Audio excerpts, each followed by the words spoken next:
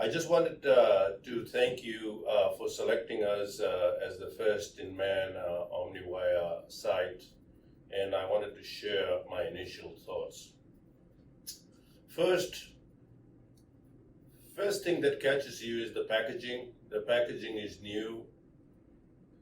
The box looks pretty nice, and also it comes with two talkers, which are the plastic talkers, which actually don't damage the wire, so which is also a bonus. So that's initially that was pretty good improvement. So I was very happy with that. And then when we take the wire out, the next thing we do is take the introducer tool and we shape it. And that tells you the way the wire shapes even in workhorse wires also tells you how it's going to hit the wall of the artery and behave.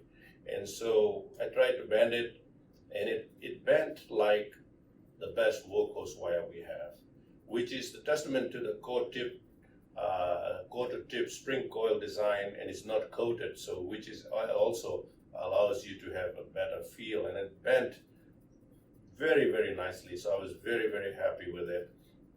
And then we introduced in the guide, and we normalized in the water, and then next came the wiring. The wiring, this case that we had was a tortuous calcified LED, which had a failed lima to it. So the bypass graft was closed, and so patient was still having symptoms, and there was an eccentric calcified lesion in the mid portion, and so we decided to assess that. So we were able to take the wire in the osteal LED, no problem. And then when we went in the mid LED, we thought we were going to have issues wiring it, but the wiring, I have it on the live case that we will share.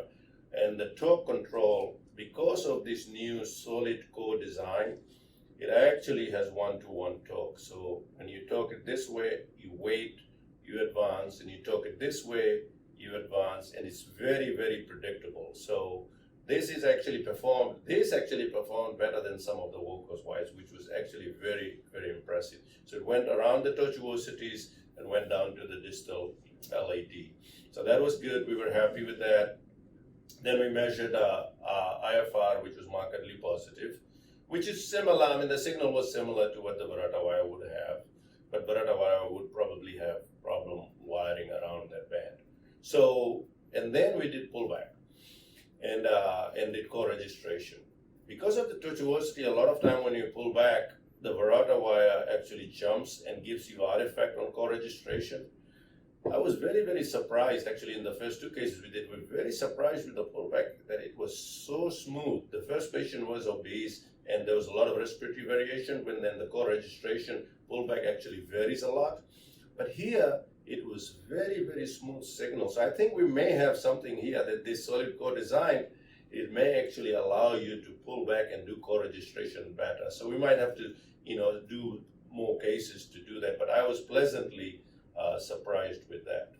So after it was positive, we then disconnected it, and then we took an IVUS to see what kind of plaque it was and what we should be doing here. And I told the team that I think IVUS will have a very difficult time going over this wire because of the 90-degree angle and because of the calcification that was in the mid LAD. Actually, IVUS got stuck right in the proximal edge of the lesion, and this would happen with workhorse wires also. But what I did is when I pulled back the wire, I pulled torque backwards, and then the IVUS actually slid over the wire, which was very, very impressive. So the IVUS went, we pulled back, it was severe superficial calcification in that area. So then we took an angiosculpt. We were worried because of the tortuosity to perform atherectomy, so we took an angiosculpt, which actually tracked over this wire beautifully. Did angiosculpt, then we took a non-compliant balloon, we angioplasted that, then we delivered a 3.25 38 millimeter stent, which is a pretty long, bulky stent, and that went around the band like butter, like what I said in the live case, like butter, which was very impressive. Deployed the stent, post-dilated, post-IVUS, and then we did post-IFR, and I'll tell you, the reproducibility was amazing. We predicted on co-registration that if we did a good job, that it would be 0.96, from 0.70 to 0.96. It actually exactly was 0.96, which was very, very impressive.